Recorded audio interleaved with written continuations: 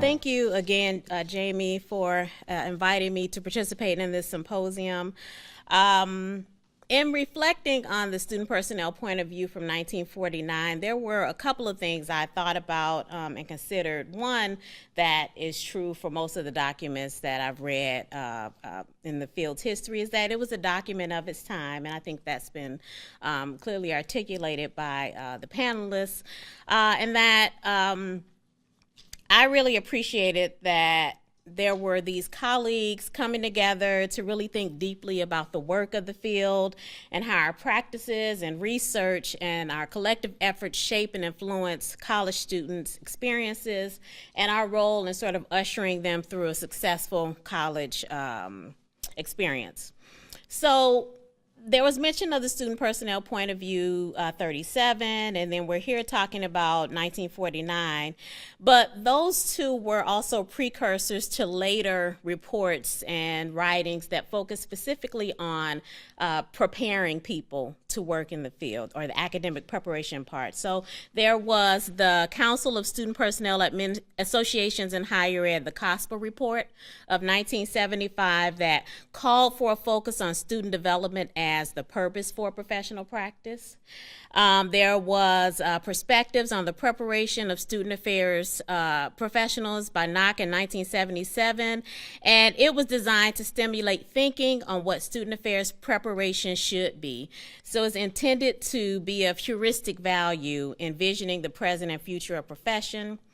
And then there was The State of the Art of Professional Education and Practice by Young and Moore in '88, and this was a joint report used to prompt a national discussion on academic preparation and its link to practice. And that particular report emerged in response to CAS standards in the 50th anniversary of the student personnel point of view. And then there was The State of the Art of Preparation and Practice in Student Affairs, Another Look by Evans and Phelps-Tobin in 1998, which presented a visionary reexamination of the status of graduate preparation and practice. And so all of these documents are talking about how do we prepare student affairs professionals. And they were about furthering our field and thinking about practice, and they shaped, and these documents as well were part of the context of their time. Now, the student personnel point of view for 1949 offers a section titled Elements of a Student Affairs Program. And the authors discuss various functional areas that should be available to address students' needs. So functional areas like admissions, counseling centers, residence life, registrar's office, academic advising, and so on and so forth. So a mix between student affairs and programming and student services. And all of these, of course, are important and are as relevant today as they were 70 years ago. What's missing, however, since we're looking at the document through a racial and social justice lens, is that if we are to have these various functional areas, the people serving in these positions need to be trained to deal with, to serve, and to support students of varying backgrounds, particularly students who are marginalized and face discrimination due to their race, gender, sexual orientation, class status, and other markers of difference. And I want to place specific emphasis on the people serving in these positions. So quote unquote, the people serving in these positions.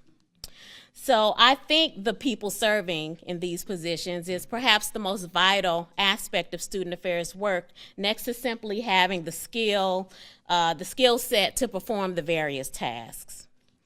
And so here is where academic preparation becomes critical and where it becomes necessary for us as a field to hold up a mirror and consider our role in preparing the people in these positions. And if we were to hold up this mirror, we would find that over the past 70 years, a few things remain true, and that is racism and white supremacy are alive and well on college campuses. We've said that our societal context might have shifted, but the same issues remain. And that the disregard for Black lives and ongoing assault of anti-Blackness, the refusal to accept any other version of normalcy beyond white, hetero, cis, patriarchal constructs, the inability to openly and immediately address issues of access and graduation for marginalized groups, failure to see the embeddedness of oppression in student affairs policy, practices, and culture. So regardless of when a statement was written, these things have sort of remained the same, right? So the people serving in these positions have not been academically prepared to, one, address racism on campus, two, appropriately advocate when students are being targeted and attacked, and three, check our own biases and behaviors that make students feel isolated or as if they don't belong on campus. So the people serving in these positions weren't in 1949 and still aren't in 2019 academically prepared to disrupt and dismantle systems of oppression. Now, in student affairs, we're nice people, but we aren't trained to see the margins and hone in on the people or the students who have systematically been treated as invisible. So I want to just take a break in the tradition we've set up, thanks to Chris, of storytelling, and share an excerpt from a foreword that I wrote for the second edition of Contested Issues in Student Affairs. And it was edited by Peter Magolda, a man I deeply admire, may he rest in peace, Marcia Baxter Magolda, and Rosanna Carducci. So in the foreword I say, I love the field of student affairs, yet it has not always loved me back. As a highly involved undergraduate, one would think my pathway into student affairs was certain. However, like many colleagues, I did not know student affairs was a field during my college days. I didn't learn otherwise until I was working full-time outside of higher education. How is it that a highly involved Black undergraduate woman like me fell through the cracks? I was an honors student, a senator in student government. I was director of public relations for student government. I was a member and vice president of Delta Sigma Theta sorority, which has consistently been recognized as Organization of the Year with a strong reputation for service, both on and off campus. I knew many of the student life staff on a first name basis, lived on campus, and was even voted homecoming queen. I mean, come on. My undergraduate resume read like the quintessential future student affairs professional. Yet, I graduated with no clue about the field I would pursue, first as a graduate student at Bowling Green State University and later at Indiana University. While a seeming surprise, the fact that I wasn't tapped for the field isn't necessarily earth-shattering. I don't blame any person or entity. Shit happens.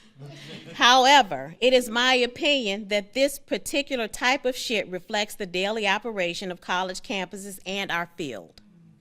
I'm fully aware that campus inequities fueled at the nexus of racism, sexism, capitalism, and heterosis patriarchy regularly work in sync and in such a way to normalize the invisibility I and others like me experience. Such invisibility is wholly possible even in a field like student affairs, one that prides itself on acknowledging and addressing equity, diversity, and inclusion on college campuses and within the profession itself. So Gloria Lasson-Billings in 1998 aptly referenced education as a nice field. As someone who spent the greater portion of my career in student affairs, I've often borrowed this language to argue that student affairs as a subfield is particularly nice. Student affairs educators value holistic student development, which we've seen in the statements, and consistently work to create educational environments that promote student well-being and success. The values we espouse are important and continue to guide the field, but only to the extent that we avoid unpacking uncomfortable questions. When we discuss student development, what do we really mean and whose interests are served? Whose well-being is centered in our work and at whose expense? What does success really mean, and are some students able to access these definitions more readily than others? How do our responses to these questions shift when we use critical lenses that excavate power relations, reveal white supremacist structures, and name realities that might otherwise be left in the margins? The people serving in these positions, from a 2019 student personnel point of view, must simply do better. How we prepare them as faculty in the classroom and supervisors of assistantships, field experiences, and practical experiences is a good place to begin. So let's talk about student affairs academic preparation. There are two major pieces that I think are important when we think about how people enter the field and what we do in terms of socialization. So we have to begin to ask, how are we socializing students into the field and what messages are we sending? Are particular students tapped and not others? And what do we tell students during Career and Student Affairs Week? How often are messages related to racial and social justice used to frame this socialization so that students know what to expect? And then how do we still require the GRE when we know it's racist? Another form of socialization happens in the curriculum. So what are we teaching? Are we teaching a failing curriculum? Are we legitimizing oppression? Are we teaching racelessness? So if you're teaching a history and foundations class and you're focusing on the colonial colleges without discussing what colonization means, and that the young white men who were being trained for the clergy and political life also owned slaves, or if the only black woman you hear about is Mary Jane Patterson, and the only black man is Alexander Lucius Twilight, you're teaching a failing curriculum. If you're doing a theory class and there's no critique of theory or no push for students to think about themselves and the applicability of the theory in their own lives or the lack of applicability, we're teaching a failing curriculum. The hidden curriculum of graduate education often reinforces power-laden, imperialistic, and oppressive teaching and learning structures. So it's not always about what we teach, it's also about what we don't teach. The other way in which we socialize people is through practice. And so we have competencies, but our competencies can't be effectively realized if preparation program faculty and supervisors with whom students conduct their assistantships don't possess the struggle to really acquire the competencies for themselves. How can you teach what you don't have? And so how are assistantships and practica treated as processes devoid of preparing students to be advocate or critically reflecting on who they are as educators? And what are the implications for preparing graduate students to be social justice and social change agents? In instances where teaching for racial and social justice is present in the curriculum, how well does this learning translate to functional areas with supervisors who dismiss these frameworks? And vice versa. How does a student, for example, working in a Black culture center then return to the classroom where no dialogue or content related to race is even present? So I want to talk about the future. Not all is lost. I know I've critiqued. I think we really have some good artifacts, to shift student affairs work to a more social justice orientation or racial justice orientation from, professional organization standpoints such as ACPA. I think ACPA has been a leader in this regard with opportunities to caucus and the implementation of coalitions and networks, as well as making racial and social justice central to its governing body and presidential platforms. Other artifacts include the revision of the competencies and a greater focus on social justice and inclusion. I think knowledge production in this area is increasing, as seen by the third edition of the theory book. It's not there, but we're trying to get it there. And then the forthcoming book by Jones, Avis, and Stewart on critical theories for student development, and Quay and Harper's student engagement in college, and Nicolazzo's trans in college, and a host of other resources that can be used in the classroom, in courses, and in professional development.